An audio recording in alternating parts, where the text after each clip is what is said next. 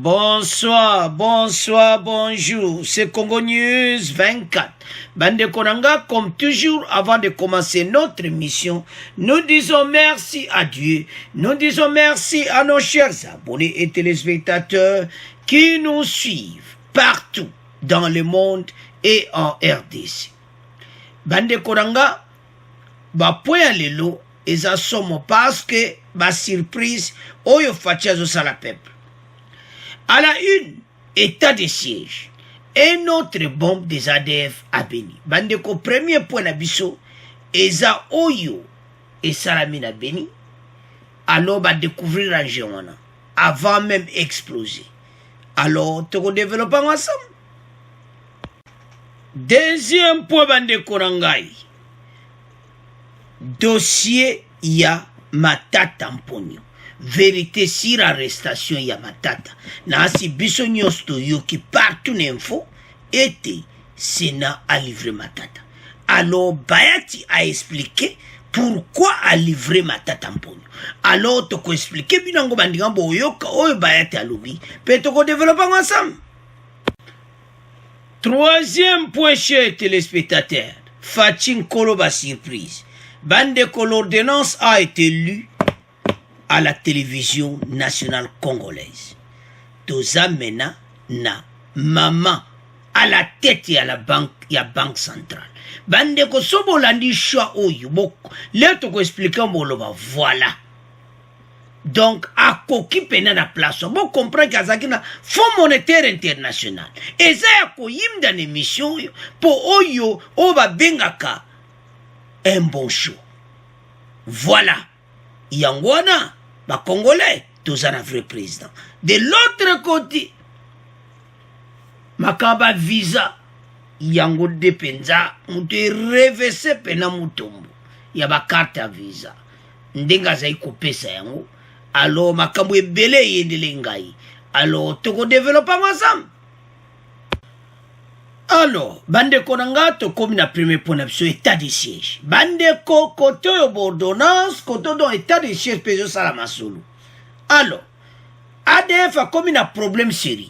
Donc, ba mouvement na ye comme pena mouvement. Beni, un autre engin explosif découvert près d'une bonne fontaine à Malepi. Ba kuti bombe. Bande ko tellement que bazo ça. Donc, oso mona c'est ce laxa comment faire des choses ça ou ça.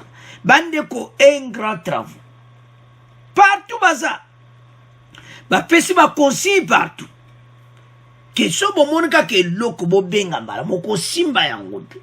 Parce que so bo moka mutu mo suspect a vimbi ala di tala ba veste bilambo bo signaler mbala moko. Bande ko ba juje ba consigne. Pas tous les banga, parce que c'est un mouvement mokasika.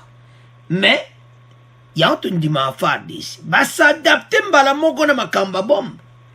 Bah, qu'on découvre avant même yangwe beta. Donc, c'est ça. Bande ko bende le koyati. Faire des sa kotika la simate, ma solo et saka kokende. Bande ko gerwana ekosila. Toza la kaka ine. Parce que bando ka Congo balingi guerre silati. Mais biso to yebeti. Avec Fachi, la victoire est certaine. Bande konanga. Point libos, point yo. Tokolo bandegi nini ba découvrir ki yango. Une nouvelle bombe artisanale a été découverte. La manière, et je m'excuse, la matinée de ce lundi 5 juillet 2021 dans le quartier Malepi, situé dans la commune de Mbeu, en ville de Beni, au nord Kivu.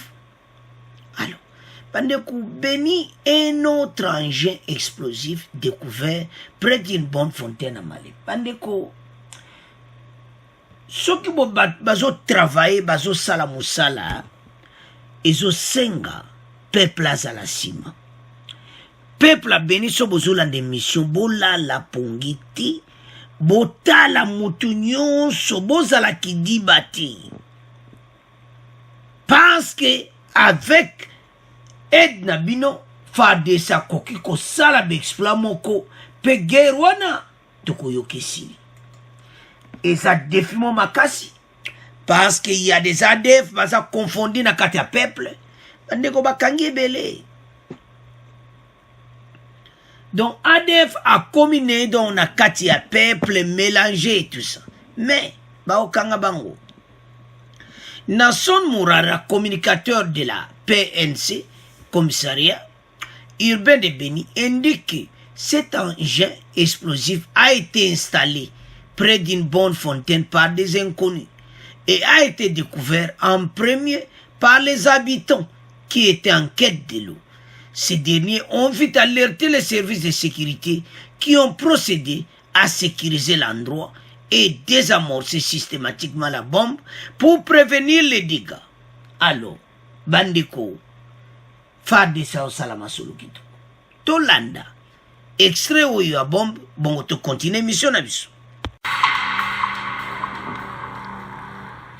Madame, Messieurs, bonjour. Au Nord Kivu, un engin explosif suspect installé dans des environs de la borne Fontaine a été découvert ce lundi matin dans le quartier Malépé, commune de Béou.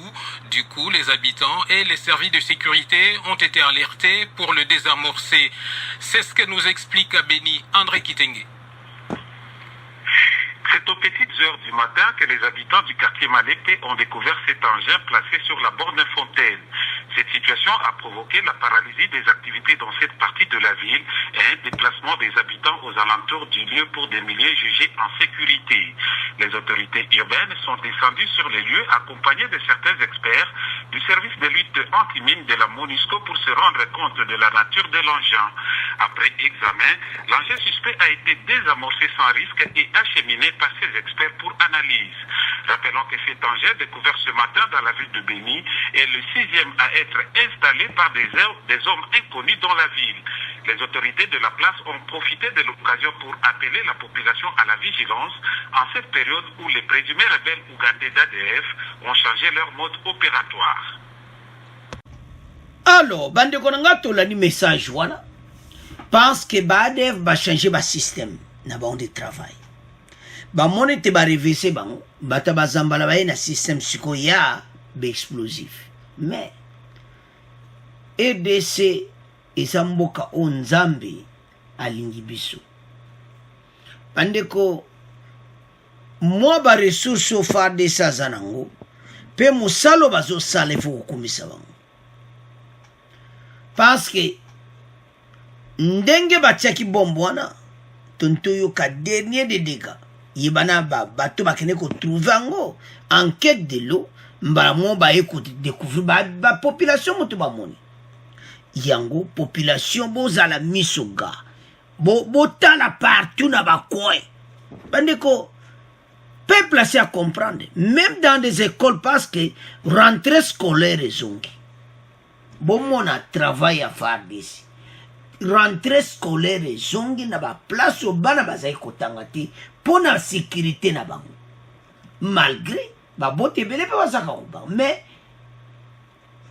bekole zongi boko yoka ba responsable de l'établissement de ba ko expliquer que il faut ba checker mutu nyonso batala mouvement ya mutu nyonso suspect faut ba signaler na bekole parce que batouana ils s'en fout même l'école a été bomba bomine ban alors ba komi coincé pour le moment bandeko FARDC pena zingi bango eloko etikali basimba pena bango bako résister te bandeko na ngai guerre to okoma na suka na yango peuple congolais totia priorité na guerre oyo na recensement mboka oke liboso parce que lelo soki guerre esilite na makambo zoluka ba élection kozala te toko continuer te to saba ou bato bazowela ka ba élection alors que toza na dossier monene ko traiter na est bandeko peuple a comme éveillé alors toyoka rentrer ya bana na Béni bomona comment sécurité koti boyoka ndeni ba mesure bazui bon to continuer mission na biso Nous appeler en direct de Béni. Reprise ce lundi des activités scolaires à la sous-division de l'enseignement primaire, secondaire et technique de Beni au Nord Kivu. Tout est revenu au calme. Ces activités avaient été suspendues par les autorités locales après la découverte d'engins explosifs le 27 mai dernier dans certains endroits publics. Cette situation avait été suivie de l'attaque de rebelles ougandais de l'ADF au quartier Rwangoma mercredi dernier. Face à cette situation, les chefs d'établissement scolaires sont appelés à la prudence. Le point de la situation avec vous, Guylaine Kassassia. Vu les dangers qui guettent la communauté, notamment la découverte des engins explosifs dans des lieux publics, les chefs d'établissement scolaires sont appelés à prendre des précautions pour la sécurisation des élèves. Propos d'Olivier Matoro-Lengue, sous-prophète de l'EPST Beni. Nous demandons à tous les chefs d'établissement de prendre leurs responsabilités en essayant de vulgariser le message selon lequel il faut contrôler surtout les entrées et éviter les entrées intempestives dans les écoles et demander aux élèves de se méfier de tout corps étranger qu'on puisse trouver dans une salle de classe. Que chaque chef d'établissement en soit conscient parce qu'il n'y a pas moyen qu'on ait la police dans chaque salle de classe, cela n'est pas possible. Pour les écoles qui disposent de peu de moyens, ils peuvent s'équiper de ces appareils qu'on appelle check-in parce qu'il faut contrôler le mouvement surtout pour les gens qui viennent de l'extérieur. Après une ronde effectuée dans certaines écoles de la place Lanty, force est de constater que certains élèves ne se sont pas présentés à leurs écoles, leurs parents craignant encore pour leur sécurité. Alors, Bande Konanga, nous avons suivi. Baboti, Moussousou Bazape Koban, mais rentrer Zungi, c'est ça très important, Bana Batang. Bande Ko, sans état de siège, Bana Balbake classe. Donc, au moins, comment place ni mboka na biso ezali. Fatia kuti mboka par terre azoluka bongisa mboka. Mais bato mo bayena on va s'emparer na balarba, baleka na balarba, ba détruire mboka. Fatia kuti épave. Plusieurs groupes armés na Est, na Nord Kivu et au Sud Kivu. Alors, Fatia eko bongisa mboka to luka ndenini état de siège sila. Ba mususu bazo wela makambo ya élection. Vous ne pas mboka na biso ezali. On total ka la réalité les totaka be intérêt na bango moko. Que na poser candidature boy na boy bozo wela kako élection ezala. Avec sécurité élection ko zala te parce que Bata Beni, Butembo, Bunya, on peut pas besoin de voter. Alors, qu'on est kokozalate, ce qui est réussite. Donc, quand on a une émission passée, et Bobo Sanango, élection pena 2023 Bobo Sana. Parce que tout le monde a une sécurité et ça, tout ça habitumba. Bata Babombo Bakotika Nogite. Mais, après 2023, Makambo tout est comme histoire.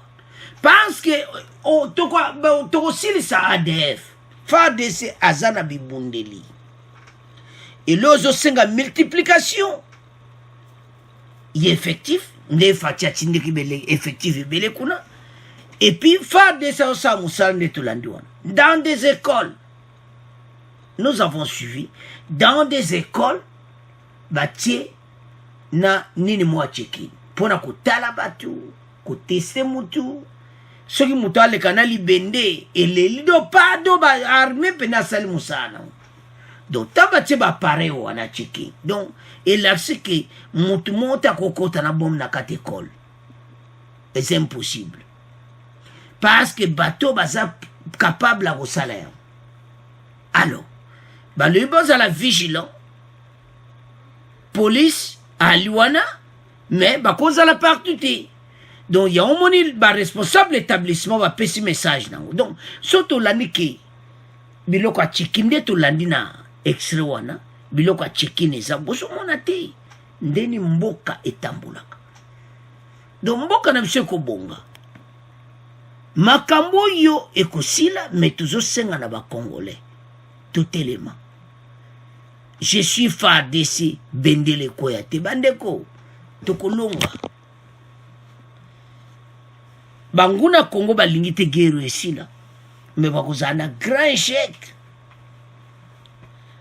parce que tozo démarrer 2023 kitoko avant passer l'élection au salamati mobulu peut-être c'est impossible alors boba zela kaba poser ba candidature bozela eza leona lobiti parce que tozala besoin mboke koma kimia après parce que avec makamabouy et si tu comme la système wa bomboui non bobo sana makamba 2023 to luka ete kimia kotara est to sengina ba autorité ba parti politique bo sangana bo silisa biso guerre à est avant même bolo makambu ya élection donc tout ça le peuple ya kuna azana besoin ya paix alors bande konanga to tiki premier point na bino to comment qu'il na deuxième point alors bande konanga deuxième point vérité sur l'arrestation de Matata Mponyo bande ko Matata aux arrêts et puis Togoyoka Bayati donc sur arrestation ndeni bazo bongisa aleka na justice parce que va permettre ordonne son arrestation procureur va déterminer à cour constitutionnelle à kusamba na conseil d'état na cour de cassation kuna nde makambo boye baki Adler akoma kuna bon na ifsika batamatata baye badia po kuneza moto tanka azokoma bazelaki dossier oyo bazeli dossier ko basala bazwa matata boye o bukanga lonja a dévié alors et comme problème sérieux le Sénat met Matata Mponyo à la disposition de la justice. Le bureau du Sénat donne le quitus à la justice congolaise de poursuivre le sénateur Augustin Matata Mponyo dans l'affaire de détournement des deniers publics de fonds destinés à l'indemnisation de 300 personnes qui seraient propriétaires des biens arianisés. Bandeko, et yindeli pena Matata Mponyo. Yamba lobaka, botika, koyiba, botika. Au kimi de l'autre côté, côté justice à Kangi. Domaye le Siri Matata. Alors, Bayati a commis na Goma. Question de bosso va tourner ça yango. Mais toujours yawan. Pourquoi a livré Matata Mponyo? Yango na titre vérité sur l'arrestation de Matata. Bandeko Matata Mponyo asa parmi bateau ba détruire mboka. Sur économie ko benda balar et tout ça. Parmi groupe wana nyonso. Donc un groupe no ka mafia ko benda balar à l'état. Bateau yo dignité ezate na RDC. Basa bambata mbongwa bango nyonso ba millionnaire. Ba millionnaire musu ba milliardaire. Mais basa la dignité. Bandeko zombongwa. Mais koyiba mbongwa peuple o azo souffrir. O chile lo congolais musu aliaka na $1. Kaka grâce bilo kalate ko kita. Tant bilo ko kita ba congolais ba ko na corriger pena kolia. Alors, yoya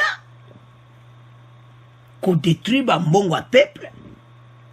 Oh, bokanga lonzo boye bo demo. Oh, bide ba démontrer ki bokanga lonzo antolo banana ngo. Avant meto ya na point o munene oya. O malikamba kangeli ya zarianisation. Bokanga lonzo basala ba démonstration moko no bateau basbayi ko manipuler bateau. Ba manipuler peuple congolais na niveau que bokanga lonzo tima kelele ko lia comme le kopamba na RDC. Ah! Matata Mponyo. Bon. Au bendi bala, au ye kote yo, au koti na sema, au pekle, au le bokanga lonzo, et ko simbate. Bayaya, basiporte yo comme réussir. Mais bato wana yo sala mabe baza kolela les biens mal acquis. Bato yo bo sala mabe balelaka ti lelo. Il y a des gens RDC lela negaka. Ah, makampe perde basalinga. Ah, makambato wana régime wana 20 ans basalinga. Tango bato bazolo ba bongo bino boko salaka na ba problème. C'est biblique. Bato bazolo lela pona bino. C'est ça les conséquences. Oui. Nzambe wana malamu alimbisa ne bino. Mais les conséquences yango bazofuta. Matata, vous n'êtes pas seul. Il y a d'autres baza simano baza kolanda. Et ils seront aux arrêts. Bakokanga bango pe. Alors. Et ça somo bandeko nanga. Alors, tant qu'on est directement na message ya Bayati. D'autant qu'à komi na Goma a pesi message na ye. Pourquoi bakangi? Pourquoi livrer Matata? Question batuni. À Goma, le Kwebo c'est Bayati le Kwebo s'explique sur l'affaire Matata. La justice estime qu'il y a des bénéficiaires des paiements des trésors publics qu'on n'arrive pas à retracer. Bandeko. Tozo tangela bino ango pe bo malin bino pe bo tanga to tcheli bino. Bon mona koma bato ndenge baza. La justice estime qu'il y a des bénéficiaires des paiements du trésor public qu'on n'arrive pas à retracer, qu'on peut considérer comme défectifs. Et ça y a koinda et si indi. Donc batwana bazala kana bangoti. Mais Matata a bendi bambongo à 300 personnes na pocho des millions de dollars. Avançons. Et donc, il revenait au bureau du Sénat parce que nous sommes en vacances de pouvoir donner l'occasion au sénateur Matata d'aller présenter ses moyens de défense. Voilà pourquoi nous avons autorisé des poursuites a dit Bayati le coup. Tali dossier. Ah, kutozata na moyen de défendre. Parce que sa séance à zom likamoza clair boy. Batu baza na vacances aboy pe ko beng sa parce que likamoza clair. Alors, il faut qu'on livre. Pourquoi? Batu oyo bambongo ya zo à 300 personnes batuana ba ye bazati. Bazapi ba mon bazakututi. Donc, yo comme ministre des Finances. Après Premier ministre. Donc, aux autres décaissés, bambongo. Ah, Batouana, aux réalisations, ah, non, ça, Batouana va ça donner, il faut prendre cette somme-là. Mais voilà, alors, à sa décaissement. C'est ça, l'erreur, ça, qui est dans mon tombeau. Un bon gouverneur à Koloba, non. Mais mon tombeau accordé, un bon wibimi. Donc, ça m'a wa. Ba gouverneur nyonso baleka to bazaki na mpe ko tiaka maboko na kati do ba mona kyango pena vrai cop boyebite ya baloa kotala baloba so sa place yo moko zo yibe otali mopanzi mutate otala gauche mate tala na likolo nzamba zo mona yo au monde ba conséquence ya baki batu ya réalisation masolo c'est si là bankola biloko bakomo wana lisu d'abord basa ba fictif do ba kombo wana ba fabrikaki ba pendi ba pesi ba kombo ba mene ba batu uti omoni mbongo mobu ya sa réalisation yo tiango ba komba batu mais baton pe bazate so ba kufa et c'est bazar ou bien bazate. Parce que toujours le mot au Bayati à lobby fictif. On ne peut considérer comme défectif. Bayati mouta lobby. Mais bon, et puis la banque centrale, ma tête en pognon a tumbon à la poche. C'est mon mouki. Bo yibi peuple congolais, mais bo comme un asuka. peuple wana akoki koaccepte lisusu makambo oyo te. Bandeko eza sérieux. Ils ont détruit notre pays. Donc tant ba détruire mboka oyo bo bandeko biso nyonso telema. To telema bandeko parce que ekoki jamais kosala maboyi. Notre beau pays. Bato ba yena pouvoir. Et loko ba mona ki a bien. Bato ba ressources nyonso balekana nango. Non.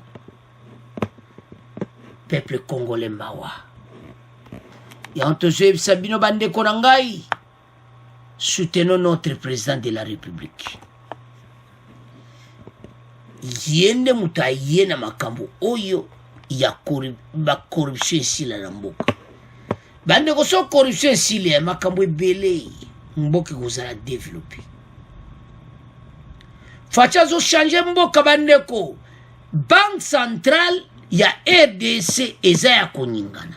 Alongoli bango nyonso bata mutumbu na yo moko mutumbu na batu na yo. Il a tout changé boko yo ka liste.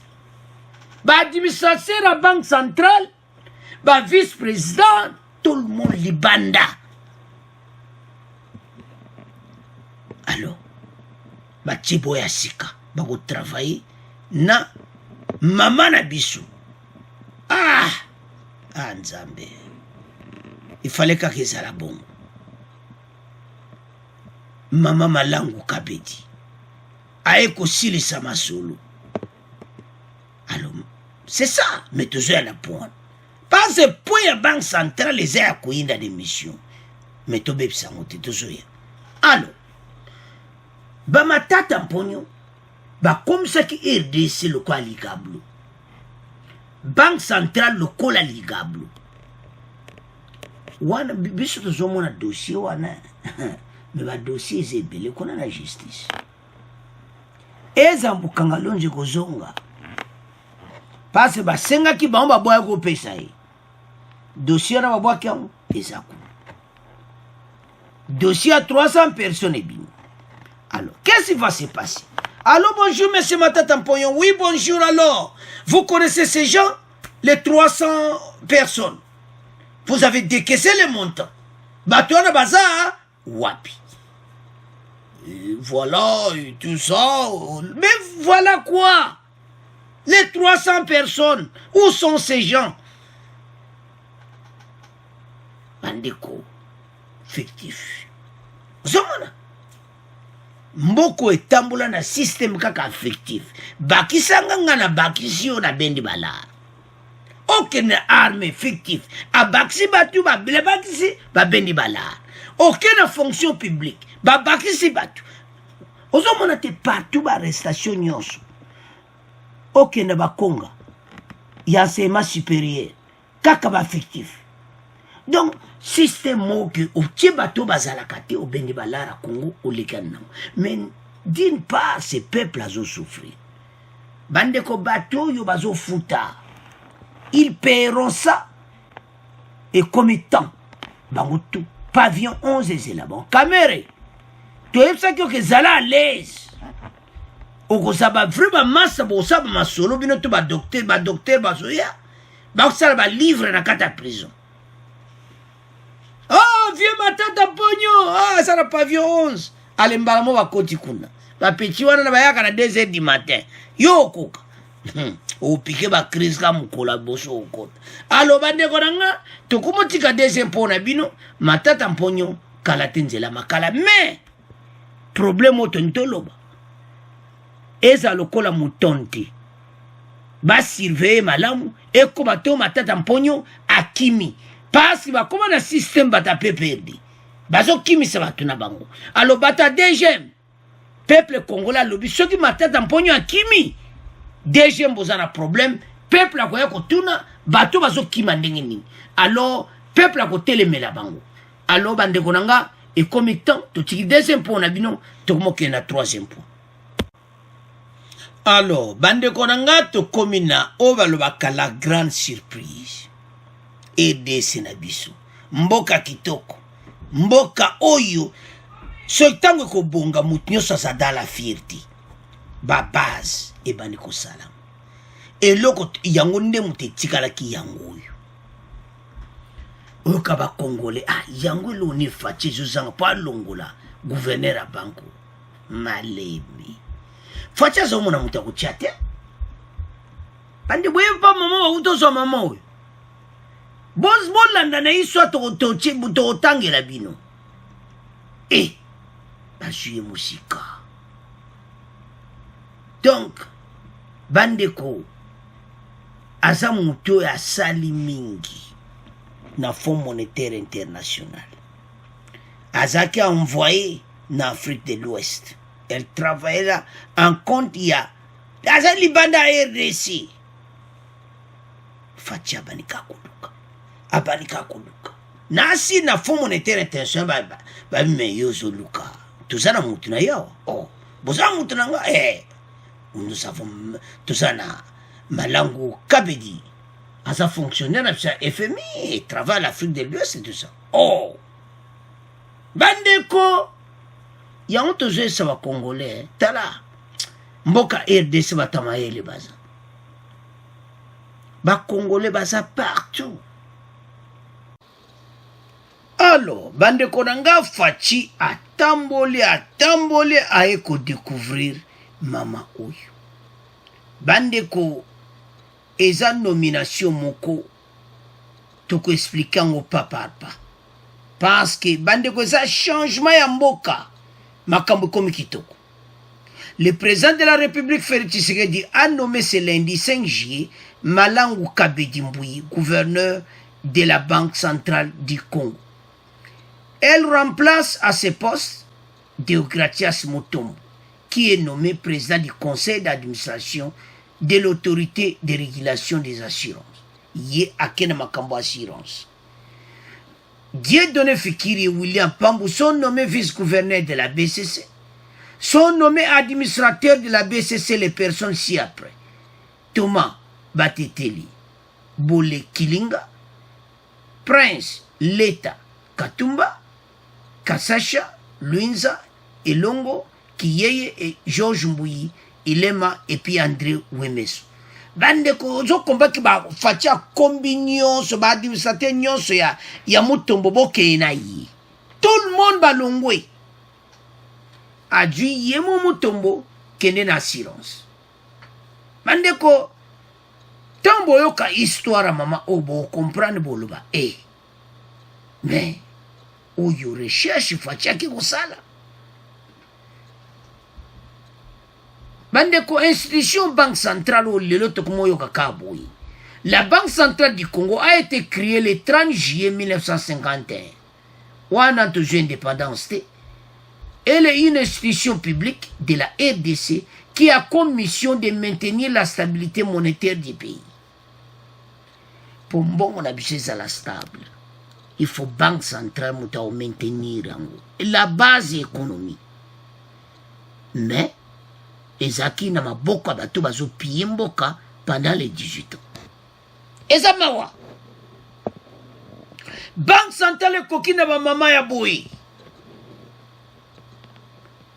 Faci ba otuna kame banda kala makamba carte visée za kubima. O bazo yiba wambongo na ba carte de crédit. Mutu de classe mutu bazo gibse pesa de ba carte. Faci ale malembi. Tout ça toujours à la recherche. Alors, Malangu Kabedi Mbouyi est une expérimentée fonctionnaire internationale. Elle a notamment travaillé pour le Fonds monétaire international, FMI. Elle était chef de mission au Burkina Faso. Azaki na Burkina Faso, mission ya FMI. Azaki fonctionnaire.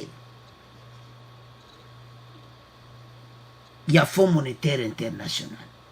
Bandeko somona ba Congolais mayele bazali. Mama oyo parmi ba Congolais bazamayele.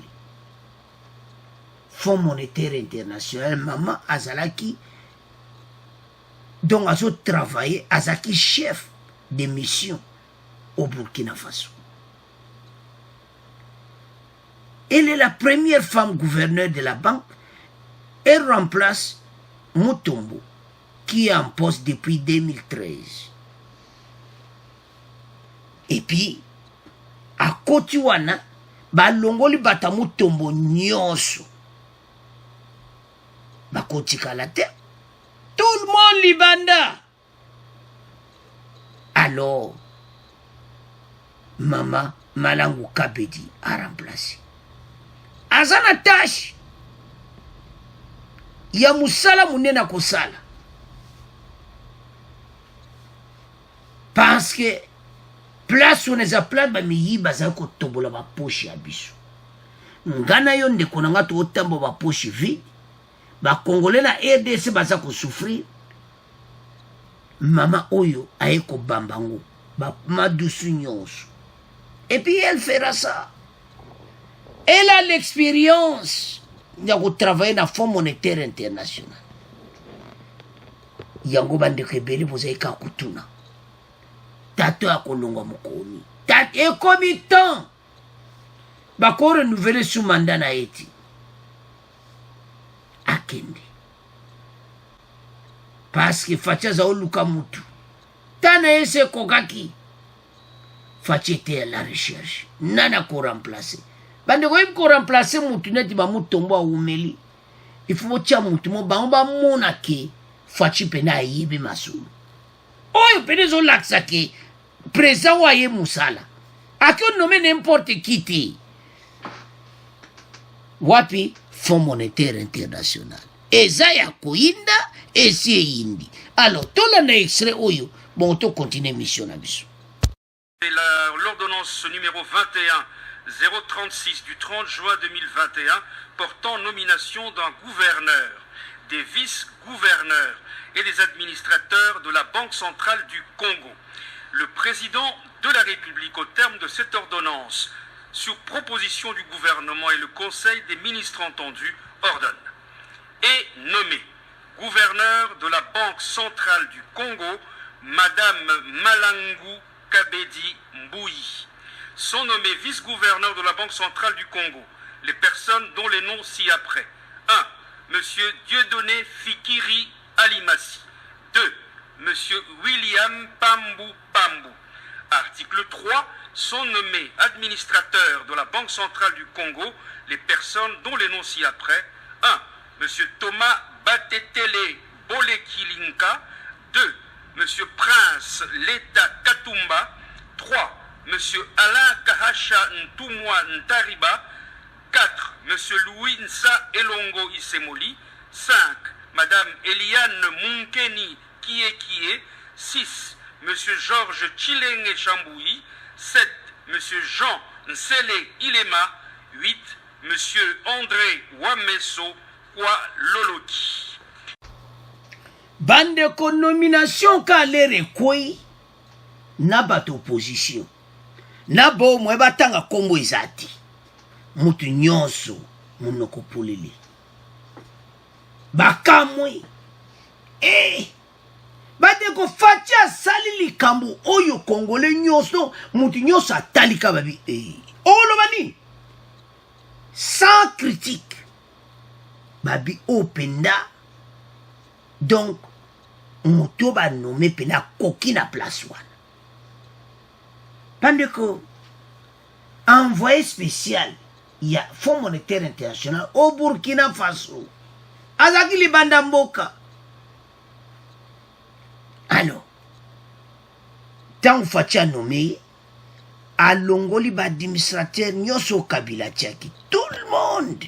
Batu a Deograce Mutombo, batu ne tout le monde li banda. Bande ko ba kombi ko komba banque centrale. Ko sukola yango très propre. Donc maman ye kukuta. Batu wana nyonso azo travailler na équipe na yemoko. Yemo pe fazala wana taba zo nommé équipe. Eza ya kuinda bande ko na ngai. Mboka ifeke na direction ya boy. Poto nyonso bande ko mbongwa RDC komi nzambe. Do ba ministre nyonso de finance ba lekaka ba bimisi mbongo. Monsieur Mutombo kwa meko boya te. Baso salba siatira bambongo $10 na matata mponyo. Bambongo zo bimaka na trésor public. bukanga lonzo soka basengi yo bimisi nzambe na ngai ba carte de crédit donc bato wana nyonso bazana ba carte bazaki na ba carte oyo bonso union sacré bayaki te mais mbongo ezaka kosila te bandeko moto aodepense ba $50,000 par mois na carte wana okodepense $50,000 botale pawa bato basaka na mbongo na biso mais et comme il est passé mais Motombo aza toujours na ba question qu'on répond na makambo ya ba carte oyo parce que c'est un scandale yo soko longo ministre il faut aboter le carte bato musu bazaki même rien à voir na banque centrale mais aza na carte wana on n'est pas au scandale ezalaki mais aso sala wati comment akene kozala na carte wana alors masolo ya Motombo esili to avancer to komi sikoyo na mama na biso Malangu Kabedi biso nyonso to féliciter ye félicitations parce que eza poste moko ya kosaka nango te na mboka économie ya mboka nde bomoni atotieli bino botanga. La Banque centrale du Congo a été créée le 30 juillet 1951 à Belge. Est une institution publique de la RDC qui a comme mission de maintenir la stabilité monétaire du pays. Mais il y a biso ezaki makambo ya stabilité monétaire te, mais ko déstabiliser la RDC, ko bebisa mboka, ko yiba bambongo. Nzamba ba Congolais yoki kolela ba Congolais. Mais pourquoi? Tozana présent oyo amona kabusika habité. Il faut na zo moto à fonds monétaire inter ou à sala na fonds monétaire international. Bolu ke la biso mama Malangu Kabedi aza wapi? Oh, côté à Burkina Faso bobengai. Oh, aza kubozwa yi. Somona occupé na ba fonction moko makasi. Tala siko. Bandeko pona okoma na ba niveau yo. Eza effort. De mama oyo ayebi musala. Vision moko zomona clair. C'est du plaisir na ba Congolais biso nyos toyebake o eza plaisir. Yesengo komona ke président sali un bon choix. Bango tu bakangi minoko. Toyo kanana ya sala discours contre mama Malangu Kabedi. Ya ko sala que o voilà ba poni mutu boya ko sala. Totala yo. O loba nini? Na sio ko bima bena ndoki ya EDC. So yego critiquer. Pas critiquer zati. Elle a toutes les qualités monétaires, internationales. À combattre la banque centrale, ba yu kozalati. Bandeko na RDC ba maman ba kipa pena ba fonction makasite mais fatia zo changer mboka. Un jour, oyo aga. Hein? Nandenga mabete. Boyo akao président de la République à RDC mwasi. Nandenga mabete. Fatia lobakiam. Batu wana te obino bo kansa te. Tala batu lo kwa ba mama Malangu Kabedi. Fatia Lumbo, maman so a travaillé bien à la Banque centrale. Maman comme ma président de la République. Nandenga mabete. Elle a toutes les qualités. Et puis ba, ça me reposer la candidature après Fachi. Bino tu ba concurrent boko ta mai. Le 20 na 2028.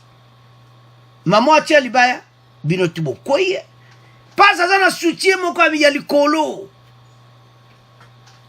allo et l'autre ntolo ba ezani que to vivre période ba mayuya et comme temps fatia bongsi abso mboka allo bande ko to tia ko rêver et comme temps to appuyer musala oyo to félicitations au chef de l'État, félicitations au gouverneur Asika, masolo etambola. To bossa na makambo ba iba so ambongo tout, passe ça la capacité lelo. Bato nyonso. Un jour bokoyoka. Matata mponyo akimangi likambo yo kuna yeli. Un jour ba Congolais ba betaka mabolongo. Muto nyonso yiba mbongo na trésor public. Muto nyonso a détruire trésor public. Ba Congolais bazo fukama. Et nzambe wana ta limisa bino, mais les conséquences kolanda bino. Ba Congolais ba kotika te, mbongo wana ba yiba ba kofuta d'une manière d'une autre. Alors, Mama Kabedi, sala biso masolo, Banque centrale la marche, masolo kitoko. Alors, c'est à ce point, tu comment clôturer l'émission na biso, bande ko bo abonner massivement. Merci na ba commentaire na bino. Au revoir, à la prochaine.